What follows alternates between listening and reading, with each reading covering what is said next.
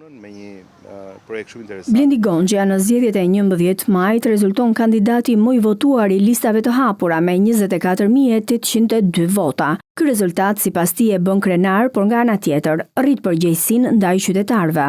Nuk diskutohet që është një barë shumë e madhe, është një gëzim, është një krenari, është një kënaqësi kur shikon rezultatin, por nga ana tjetër është automatikisht një përgjegjësi shumë e rëndë, shumë e madhe, e cila duhet të përkthehet më njëherë në përveshje mëngësh për punuar.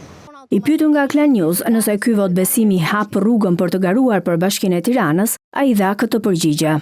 Jo, mendoj që Bashkia e Tiranës zyrtarisht ka kryetarin e vet dhe ka datën e vet të zgjedhjeve në kohën e vet, mendoj që nuk ka lidhje me këtë gjë. Natyrisht pritshmëria shumë pozitive e kryeqytetasve në këtë rast e qarku Tiranë, e thash të mbush me krenari, por që nuk shoh lidhje direkte me Bashkinë Tiranë.